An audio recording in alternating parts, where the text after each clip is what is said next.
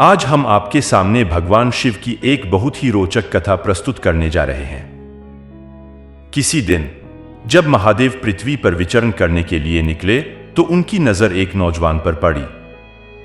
यह युवक भगवान को कोस रहा था। वह अपने जीवन से असंतुष्ट और दुखी था। इस पर शिवजी ने एक बौद्ध सन्यासी का स्वरूप अपनाया। तो आइए इस कथा के जरिए हम समझें कि वास्तव में दुख क्या होता है। यदि आप इस कहानी को सुन रहे हैं तो कृपया इसे अंत तक सुनें और इसे बीच में छोड़ने की भूल न करें, क्योंकि इस दिव्य कथा को पूर्ण रूप से सुनने पर ही इच्छित फल की प्राप्ति होती है। इसलिए इस कथा को आखिर तक सुनें और भोलेनाथ का अनादर न करें। खुशी और गम तो एक सिक्के के दो चेहरे हैं, यह कहावत तो आपने जरूर सुनी होगी। खुशी और गम हमेशा हमारे जीवन में आते जाते रहते हैं और कभी कभी हम सोचते हैं कि हमारे जीवन में अनगिनत दुख और समस्याएं हैं। मगर यदि आप गहराई से विचार करें तो पाएंगे कि वास्तव में हमारे जीवन में सिर्फ एक ही प्रमुख दुख होता है। हमारे जीवन में वास्तविक पीड़ा क्या है? इस कहानी के जरिए हम इसे देखेंगे और इस पीड़ा के उपचार व समाधान क्या हैं, यह भी इसी कहानी के माध्यम से जानेंगे। कृपया इस कहानी के समाप्त होने तक साथ बने रहें। बहुत समय पहले की बात है। एक गांव में सोनू नामक एक आदमी रहा करता था। वह अत्यंत आलसी था और अपनी जिंदगी से काफी हताश रहता था। इसका मुख्य कारण यह था कि उसने जीवन में अब तक कुछ भी उल्लेखनीय हासिल नहीं किया था। वह किसी भी काम में अपना हाथ नहीं आजमाता था। इस वजह से उसका परिवार भी काफी चिंतित रहता था। उनकी इच्छा थी कि वह घर से बाहर जाकर कोई अच्छा काम ढूंढे, किसी नामी नौकरी में लग जाए। परंतु वह किसी का भी सुनने वाला नहीं था। उसके परिवार वाले दूसरों की मिसाल देकर उस पर तंज कसते थे। उसे विभिन्न प्रकार की बातें सुनाई देती थीं, मगर इससे उस पर कोई असर नहीं होता था। जबकि उसके सभी दोस्त सफल हो गए थे, कोई अच्छा व्यवसाय चला रहा था तो किसी के पास अच्छी नौकरी थी। इसके कारण जब भी वे सभी मिलते थे तो वे अपनी प्रशंसा में अतिरंजित बातें करते थे, परंतु सोनू कुछ खास नहीं करता था, जिसके कारण जब कोई उससे पूछता कि वह क्या कर रहा है तो वह उत्तर देने में असमर्थ होता था। वह इस बात को स्वीकार करने में बड़ी झिझक महसूस करता था कि उसके द्वारा कुछ भी नहीं किया जा रहा है। वह सभी से एक ही बात कहता रहता था कि मैं प्रयत्नशील हूं, परंतु उसके प्रयासों का कोई परिणाम किसी को भी दिखाई नहीं दे रहा था। समय के साथ ऐसी परिस्थिति आ गई थी कि सोनू सभी से अपना चेहरा छुपाने लगा ताकि कोई उससे यह न पूछे कि वह क्या कर रहा है। इसी कारण से वह किसी से मिलने से भी कतराने लगा। उसका मन अब उदास रहने लगा और वह बेहद निराश महसूस करने लगा। उसे लगने लगा कि मानो वह इस दुनिया में एक बोझ है। इस वजह से वह खुद को बहुत अकेला और तन्हा पाता। एक दिन उसके मन में यह विचार भी आया कि जब मेरे पास कुछ नहीं है तो मैं क्या कर सकता हूं। यह सब सोचकर वह अपने भाग्य को बहुत कोसता, अकेले में बैठकर रोता और भगवान को दोष देता रहता। एक दिन सोनू चोरी छुपे अपने घर से बाहर निकला और किसी जगह की ओर जा रहा था। रास्ते में उसे एक बौद्ध भिक्षु दिखाई दिए जो लोगों को उपदेश दे रहे थे और उस उपदेश में दुख के विषय पर बात कर रहे थे। इस पर सोनू ने अपना चेहरा छुपा लिया और वहीं पर खड़ा हो गया ताकि कोई उसे पहचान न सके और वह भिक्षु के उपदेश को ध्यान से सुन सके। बौद्ध भिक्षु उपदेश में कह रहे थे कि दुख हमारा सबसे महत्वपूर्ण साथी है, जो हमें जीवन के बारे में महत्वपूर्ण सबक सिखाता है और जीवन जीने का सही मार्ग दर्शाता है। दुख हमारे लिए एक शिक्षक की तरह है जिससे हमें लगातार सीखना चाहिए। आप अपने जीवन में अपने दुखों को अपना शिक्षक बना सकते हैं और उनसे सीख सकते हैं, या आप अपने दुखों पर रो सकते हैं, परंतु इससे कोई लाभ नहीं होगा। आपके दुख बढ़ेंगे और आप और अधिक कमजोर और निराश होते जाएंगे। सोनू चुपके से उन बौद्ध मुनियों की बातें सुन रहा था। प्रवचन समाप्त होने पर वह उनके पास गया और प्रणाम करते हुए कहने लगा, हे महान आत्मा, आपने अभी कुछ समय पहले दुख को हमारा शिक्षक बताया था। कहा था कि हमें दुखों से सीखना चाहिए और उन्हें हमारा गुरु मानना चाहिए। परंतु मैं अपने दुखों से बहुत परेशान हूं, मेरे जीवन से परेशान हूं। मैंने जो दुख सहे हैं, मुझे कभी ऐसा महसूस नहीं हुआ कि वे मुझे कुछ सिखा रहे हैं। बल्कि लगता है कि वे मुझे केवल पीड़ा और तकलीफ दे रहे हैं। दुख की यह पीड़ा बहुत भयानक होती है। ऐसा लगता है कि मेरा जीवन अब खत्म हो जाएगा। लोगों के ताने, उनके कहने पर मन बहुत दुखी होता है और मैं कुछ कह नहीं पाता। सोनू ने अपनी आपबीती उन बौद्ध मुनियों को सुनाई और पूछा, भे महात्मा, क्या आप मेरे दुखों का कोई समाधान बता सकते हैं? वो बौद्ध मुनि मुस्कुराए और बोले, ओ बेटा, जब तुम्हारे जीवन में वास्तविक दुख आए तब तुम मेरे पास आना, मैं तब तुम्हें उसका समाधान अवश्य बताऊंगा। सोनू इस बात को सुनकर थोड़ा हैरान हुआ। उसे समझ नहीं आया कि उसने अब तक जो दुख सहे हैं, क्या वे वास्तविक दुख नहीं हैं? उसने सोचा, जब मेरे अपने मुझे नहीं समझ पाए तो ये बौद्ध मुनि मुझे कैसे समझ पाएंगे? इस विचार के साथ वह वहां से चल दिया। सोनू लोगों के तानों से बहुत थक चुका था और बहुत निराश महसूस कर रहा था, जिसके कारण उसने ठान लिया कि वह अब कुछ करके दिखाएगा। उसने अपने पिता से कुछ रुपए उधार लिए और उन रुपयों से एक व्यवसाय आरंभ किया। उसके पिता इस बात से बहुत प्रसन्न थे कि उनका बेटा कुछ करने की दिशा में प्रयत्नशील है, परंतु उसे अपने व्यवसाय में कोई विशेष सफलता प्राप्त नहीं हो रही थी, जिससे वह काफी हताश हो गया था। वह सोच में पड़ गया था कि वह अपने व्यवसाय को कैसे सुधारे। इसी बीच उसके पिता ने उसे समझाया कि बेटा, चिंता मत करो, इसी प्रकार प्रयास करते रहो, आज नहीं तो कल तुम्हें सफलता जरूर मिलेगी। सोनू ने अपने पिता की सलाह मानी और अपने व्यवसाय में और अधिक मेहनत करने लगा। क्रमशः उसे सफलता मिलनी शुरू हो गई और उसका व्यवसाय तेजी से बढ़ने लगा। बस 3 सालों में ही वह एक बड़े व्यापारी के रूप में उभरा। अब वह धन संपदा से परिपूर्ण था। पहले जिन लोगों ने उसे अस्वीकार किया था, वे अब उसकी सराहना करने लगे थे, उसकी कद्र करते थे और उसके कामों की प्रशंसा करते थे।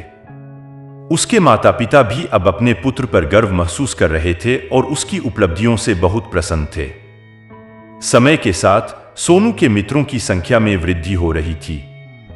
कुछ मित्रों ने उसे यह सुझाव भी दिया कि उसे अपने व्यापार को और अधिक बढ़ावा देना चाहिए।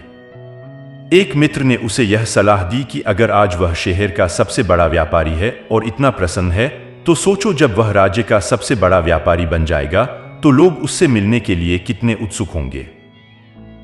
इस देश के सम्राट भी आपसे मिलने की इच्छा रखेंगे, आपकी प्रशंसा करेंगे और जरूरत पड़ने पर वे आपसे धन उधार भी लेंगे। इस बात से सोनू को अपने मित्र की सलाह बहुत भाई। सोनू ने सोचा कि मेरे दोस्त ठीक कह रहे हैं, मुझे अपने व्यवसाय का विस्तार करना चाहिए और इसे बड़ा बनाना चाहिए ताकि हर कोई मुझे जान सके और पहचान सके। उसने समय बर्बाद किए बिना अपने व्यापार में अधिक मेहनत करना शुरू कर दिया। लेकिन इस बार उसके पास धैर्य की कमी थी, जिसके कारण उसने कुछ गलत कदम उठाए ताकि उसका व्यवसाय जल्दी से जल्दी बढ़ सके। उसने कई लोगों से बड़ी मात्रा में धन उधार लिया, जिसके चलते उस पर अब बहुत कर्ज हो गया था और वह यहीं पर नहीं रुका। अधिक मुनाफा कमाने की कोशिश में उसने अपने उत्पादों की गुणवत्ता भी गिरा दी, जिससे उसके माल में पहले वाली बात नहीं रही। लेकिन वह अपने दोस्तों की सलाह पर अमल करता रहा। जैसा उसके दोस्त कहते, वह वैसा ही करता रहा। इसने अपने व्यवसाय को अधिक तीव्र गति से बढ़ाने हेतु अपने प्रतिद्वंद्वी छोटे व्यापारियों के खिलाफ षड्यंत्र रचना आरंभ कर दिया था, जिससे उसे अब वह शांति महसूस नहीं हो रही थी जो पहले होती थी।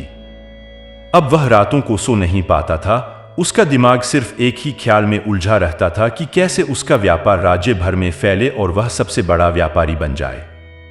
वह हमेशा इसी प्रयत्न में लगा रहता कि उसका व्यापार जल्द से जल्द बड़ा हो जाए। भले ही उसके पास सब कुछ था, धन, संपत्ति, एक भव्य घर, गाड़ियां, सेवक सेविकाएं और सभी प्रकार की आराम की सुविधाएं, परंतु फिर भी वह इनका आनंद नहीं ले पा रहा था, क्योंकि उसका सारा ध्यान केवल अपने व्यवसाय को और अधिक उन्नत बनाने पर केंद्रित था। एक दिन सोनू अपने रथ पर सवार होकर एक पथ से गुजर रहे थे, तो उन्होंने रास्ते में एक गुरु के आश्रम को देखा। इसे देखते ही वह उस बौद्ध भिक्षु के पास चले गए और उनसे मुखातिब होकर कहने लगे, ओह महान आत्मा, आपने कहा था कि जब मेरे जीवन में वास्तविक कष्ट आए तो मैं आपके पास आऊं, इसलिए मैं यहां आया हूं। आज मैं गहरे दुख में हूं, मैं रातों को सो नहीं सकता। हर चीज मौजूद होने के बावजूद मैं उनका आनंद नहीं ले पा रहा हूं। उन्होंने अपने दिल की हर एक बात उस बौद्ध भिक्षु को बता दी। तब वह बौद्ध भिक्षु सोनू से कहते हैं, बेटा, जब तुम पहली बार मेरे पास आए थे तब भी तुम दुखी थे, लेकिन तब तुमने अपने दुख से क्या सीखा था? जिस पर सोनू ने उत्तर दिया, भे महात्मा, जब मैं अपने जीवन में कुछ भी नहीं कर पा रहा था तब मैंने अपनी तकलीफों से यह जाना कि सिर्फ विचार करने भर से कुछ नहीं होता। इसके लिए हमें आगे बढ़कर काम भी करना जरूरी है, और महज कर्म कर देना हमें विजयी नहीं बनाता है, बल्कि किसी कर्म को सफलतापूर्वक समाप्त करना ही हमें विजयी बनाता है। भले ही मार्ग कितना भी कठिन हो, चाहे परिस्थितियां जैसी भी हों, चाहे जितनी भी बाधाएं आपके मार्ग में आएं, यहां तक कि यदि लगने लगे कि अब आपके जीवन में कुछ नहीं रहा और आप कुछ नहीं कर सकते, तब भी साहस बनाए रखें, आशा न खोए और अपने कर्म में लगे रहें। इस विचार के साथ कि मैं तब तक इस कार्य को जारी रखूंगा जब तक मैं इसे सफल नहीं बना लेता, जब तक मैं अपने लक्ष्य तक नहीं पहुंच जाता, मैं इस कार्य को अवश्य ही सफल बनाऊंगा। जहां अधिकांश लोग केवल सफल व्यक्तियों को ही महत्व देते हैं, न कि उनके कर्मों को। यह सुनकर वह बौद्ध भिक्षु मुस्कुराने लगे और सोनू से कहने लगे, ओ बेटा, जब तुम्हारे जीवन में वास्तविक दुख आएगा तब मेरे पास आना, मैं तुम्हारी समस्या का हल निश्चित रूप से करूंगा। ऐसा कहकर वह बौद्ध भिक्षु वहां से चले गए। इन सब बातों को सुनकर सोनू हैरान रह गया। अब उसे यह समझ नहीं आ रहा था कि उसने जो दुख अभी तक अनुभव किया है, क्या वह वास्तविक दुख नहीं है? उसके मन में यह सवाल उठने लगा कि वास्तविक दुख क्या है और इसकी पहचान क्या है? मैं कैसे जानूंगा कि इस समय मैं वास्तविक दुख में हूं या नहीं? लेकिन उसने भिक्षु को कुछ नहीं कहा। वह यह सब सोच ही रहा था कि तभी वह बौद्ध भिक्षु सोनू के पास एक बड़े घड़े के साथ आ जाते हैं। उस घड़े में सोने के सिक्के भरे हुए थे। वह बौद्ध भिक्षु घड़ा सोनू को देते हुए कहता है, ओ बेटा, इसे उस वृक्ष के नीचे गाड़ दो, क्योंकि अभी इसकी मुझे आवश्यकता नहीं है। जब मुझे इसकी जरूरत होगी मैं इसे वहां से निकाल लूंगा, परंतु फिलहाल इसे वही मिट्टी में दबा दो। सोनू ने भिक्षु की आज्ञा का पालन किया और घड़े को उस वृक्ष के नीचे गाड़ दिया। यह कार्य संपन्न करने के पश्चात वह उन्हें प्रणाम करके अपने घर वापस लौट गया। कालचक्र घूमता गया और सोनू व्यापार में और अधिक प्रगति करता गया, किंतु उत्पादों की गुणवत्ता में कमी के कारण उसके व्यापार में हानि होने लगी और धीरे धीरे उसका व्यापार संकट में पड़ गया। अब उसके पास कुछ नहीं बचा सिवाय उन कर्जों के जो उसने लिए थे। फिर भी वह इस आश्वासन में था कि जो कर्ज उसने अपने मित्रों से लिया था उन्हें वापस करने में वह थोड़ा समय ले सकता है। जब वह सोच रहा था कि उसके मित्र उसे मुश्किल समय में सहारा देंगे, तब उसके दोस्तों ने ही सबसे पहले उससे उधार वापस मांगना शुरू कर दिया। इससे सोनू को समझ आया कि सच में कोई अपना नहीं होता। उसने अपने दोस्तों से कुछ समय मांगा ताकि वह उधार चुका सके, लेकिन किसी ने भी सोनू को उधार चुकाने के लिए और समय नहीं दिया, बल्कि उसे जान से मारने की धमकी देने लगे। अपने मित्रों की इस प्रतिक्रिया से सोनू बहुत चकित हो गया। वह जो कुछ भी सोच रहा था वह सब उल्टा हो गया। जिस व्यापार की बदौलत उसके इतने सारे मित्र और शुभचिंतक बने थे, वे सब उससे दूर होने लगे। हर कोई उससे किनारा करना चाहता था, किसी को भी उसका साथ नहीं देना था। धीरे धीरे उसकी सारी संपत्ति नीलाम हो गई और उसके पास कुछ भी नहीं बचा। वह सड़कों पर आ गया था। उसने हार मानते हुए अपने माता पिता से कहा, पिताजी, कृपया मेरी सहायता कीजिए, मुझ पर बहुत कर्ज है और मुझे इसे चुकाना है। कृपया मुझे कुछ धन दे दीजिए। इस पर सोनू के पिता ने उत्तर दिया, ओ बेटा, मेरे पास तो इस छोटे से घर के अलावा कुछ नहीं है। अगर मैं इसे तुम्हें दे दूं या इसे बेच दूं तो हम कहां रहेंगे? हमें भी सड़कों पर रहना पड़ेगा। हमारे पास यही संपत्ति है, इसलिए मैं तुम्हारी मदद नहीं कर सकता, मुझे माफ करना। अपने माता पिता की बात सुनकर सोनू वहां से चुपचाप चला गया और सोचने लगा कि अब उसके पास कुछ नहीं बचा है। जो कुछ भी था वह सब कुछ लूट लिया गया है, सब कुछ बर्बाद हो गया है। अब वह जीवित रहकर क्या करेगा? उसके पास केवल एक ही उपाय बचा है जिससे वह अपने कर्जदारों से पीछा छुड़ा सकता है। हुआ यूं कि सोनू एक ऊंची पहाड़ी की दिशा में बढ़ चला। वह धीरे धीरे पहाड़ी पर चढ़ता गया और इसी बीच उसे अचानक से उन बौद्ध भिक्षुओं की बात याद आई जिन्होंने उससे कहा था कि जब कभी उसे वास्तविक दुखों का सामना करना पड़े तो वह उनके पास आए और वे उसकी समस्या का हल निकालेंगे। इस विचार से सोनू के मन में फिर से आशा की एक किरण जाग उठी। तुरंत ही सोनू भागता हुआ उस बौद्ध भिक्षु के पास पहुंचा, उनके चरणों में प्रणाम करते हुए अपने जीवन की सभी घटनाएं उन्हें बता दी और कहने लगा, हे महात्मा, आपने कहा था कि जब मुझे वास्तविक दुखों का सामना करना पड़ेगा तो आप मेरी समस्या का हल करेंगे। अब वह समय आ गया है। तभी वह बौद्ध भिक्षु सोनू की इस बात को सुनकर मुस्कुराए और कहने लगे, ओ बेटा, वास्तविक दुख क्या होता है? जब तुम्हारे जीवन में वास्तविक दुख आएगा तब मैं उसका हल अवश्य करूंगा। बौद्ध भिक्षु के शब्द सुनकर सोनू का धैर्य टूट गया और उसने उनसे पूछा, हे महात्मा, वास्तव में असली दुख क्या होता है? जो पीड़ा और कष्ट मैंने अब तक सहे हैं, क्या वे दुख नहीं हैं? क्या उन्हें दुख नहीं माना जा सकता? जिस पर वह बौद्ध भिक्षु ने सोनू से कहा, मेरे बच्चे, पहले तुम मुझे बताओ कि तुमने अपने दुखों से क्या सीखा है। सोनू ने उत्तर देते हुए कहा, हे महात्मा, मैंने सीखा है कि जो लोग तुम्हारी सफलता के समय में तुम्हारे साथ होते हैं वे आपको धोखा देंगे, क्योंकि वे लोग तुम्हारे कठिन समय में तुम्हारा साथ नहीं देंगे बल्कि तुम्हारा लाभ उठाने की ही कोशिश करेंगे। इसलिए ऐसे लोगों पर विश्वास न करें, बल्कि वे लोग जो तुम्हारी असफलता के समय में भी तुम्हारे साथ खड़े होते हैं वही तुम्हारे असली मित्र हैं और ऐसे लोग बहुत कम मिलते हैं। जिन्हें ये मिलते हैं उन्हें हमेशा उनकी कद्र करनी चाहिए। सोनू ने बौद्ध भिक्षु से कहा कि जब आप कोई काम कर रहे हों तो उसे पूरे दिल और ईमानदारी के साथ करें, धैर्य रखें, लोभ से दूर रहें और अपने लक्ष्य की प्राप्ति के लिए किसी भी प्रकार का छलकपट न करें, क्योंकि ऐसा करने से आपका ही नुकसान होगा और आप हमेशा हानि में रहेंगे। सोनू की ये बातें सुनकर बौद्ध भिक्षु उस पेड़ के पास गए, एक गड्ढा खोदा और उसमें से एक घड़ा निकाला जिसमें सोने के सिक्के भरे हुए थे और उसे सोनू को सौंप दिया। घड़ा सोनू को देते हुए उन्होंने कहा, इसे रखो और जब तुम्हारे जीवन में असली दुख आए तो मेरे पास आना, मैं उसका हल अवश्य निकालूंगा। सोनू इस पर बड़े हैरान थे कि आखिर असली दुख क्या है, परंतु उसने अपने हाथ में घड़े को देखा जिसमें सोने के सिक्के थे।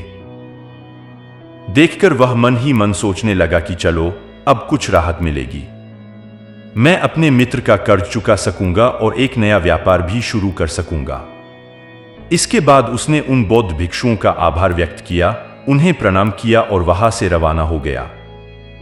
सोनू ने उस सोने के सिक्कों से अपना सारा कर्ज चुका दिया और खुद के लिए फिर से एक नया व्यापार आरंभ किया। व्यापार छोटा ही सही, लेकिन इस बार सोनू बहुत खुश था।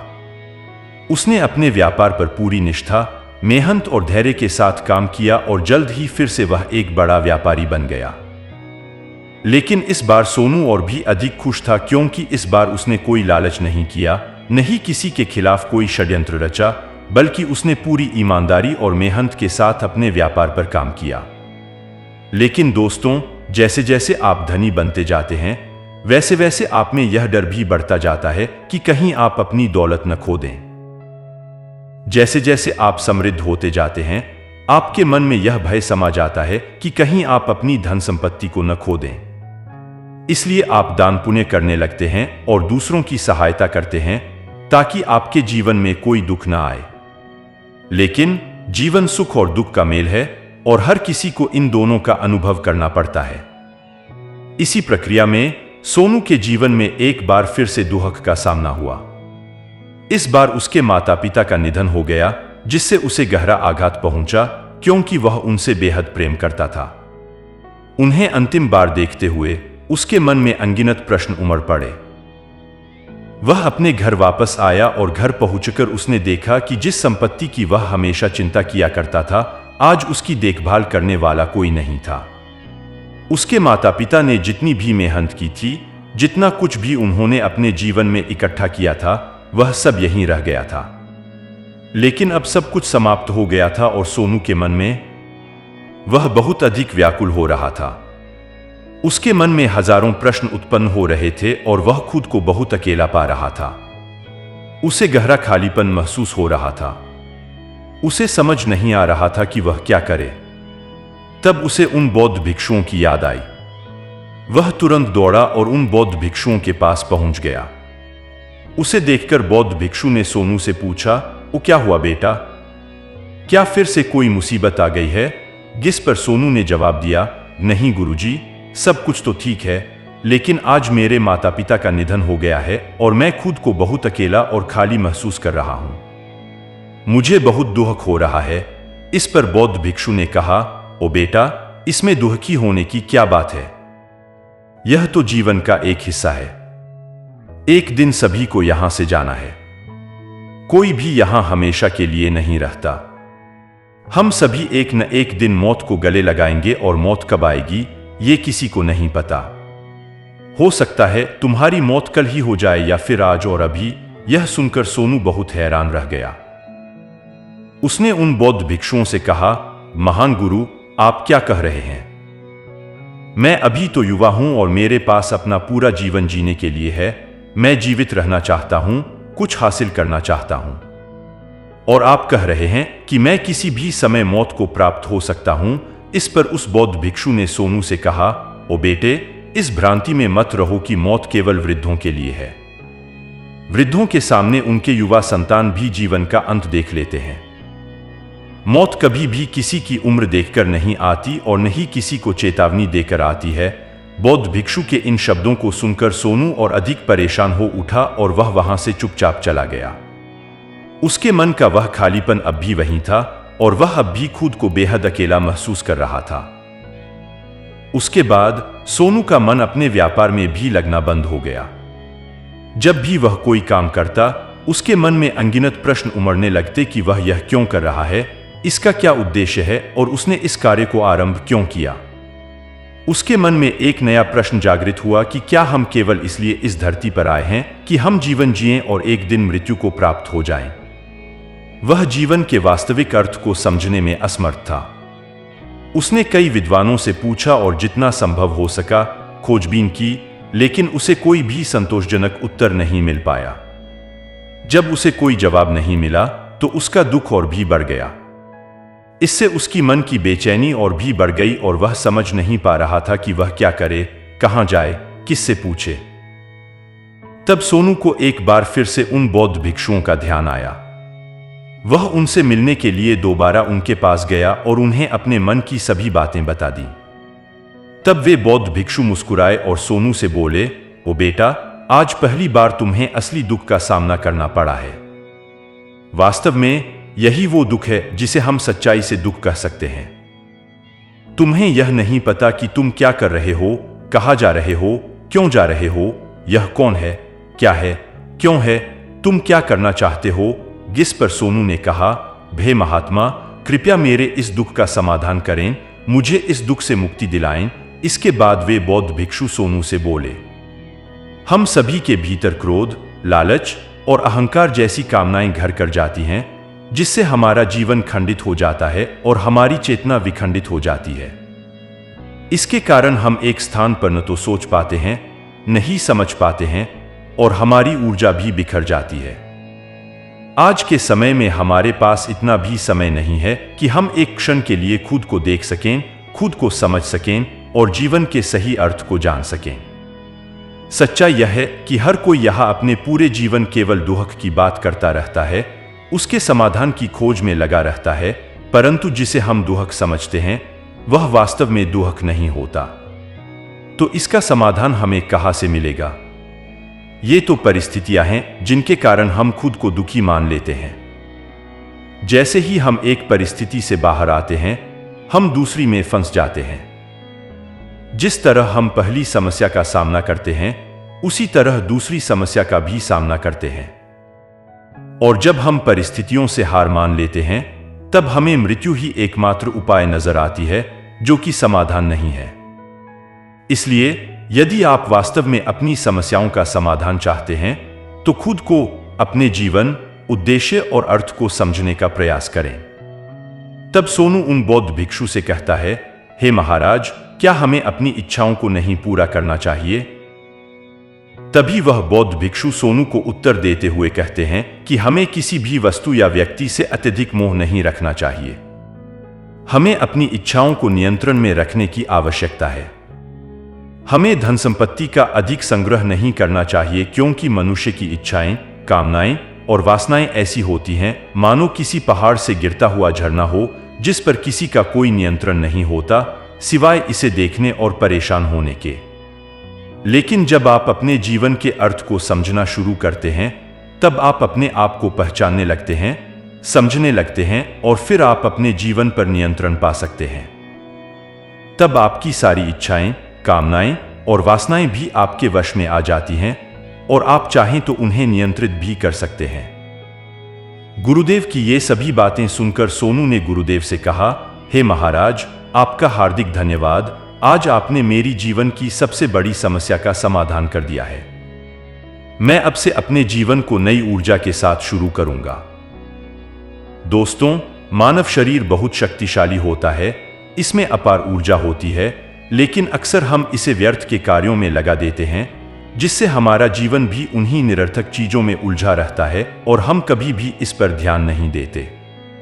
हम कभी भी अपनी ऊर्जा को सही दिशा में केंद्रित नहीं करते और न ही जीवन के वास्तविक अर्थ को समझने की कोशिश करते हैं। हम हमेशा अपने आप से, भगवान से सवाल करते रहते हैं कि हमारे जीवन में इतना दुख क्यों है। हर किसी के मन में यह सवाल उठता है और इसका उत्तर यह है कि ईश्वर चाहता है कि हम जीवन के अंतिम दुख तक पहुंचें। वह गहराई तक पहुंचें जहां हमें यह समझ आ सके कि हमने अभी तक अपने आप को समझा नहीं, पहचाना नहीं, अपने जीवन को समझा नहीं। मानव शरीर के भीतर जो ऊर्जा और शक्ति होती है, हम उसके बारे में अब तक अनजान हैं। हम इस ऊर्जा को अपनी मर्जी से संचालित कर सकते हैं, अपने ऊपर नियंत्रण रख सकते हैं, लेकिन हम इसका उपयोग अक्सर व्यर्थ की बातों में कर देते हैं। इसी कारण से हम खुद को पहचान नहीं पाते और न ही अपने आप पर काबू पा सकते हैं। लेकिन अगर आप खुद को जानना चाहते हैं, खुद की पहचान करना चाहते हैं, तो सबसे पहले आपको अपने आप को संग्रहित करना होगा, अर्थात ध्यान केंद्रित करना होगा।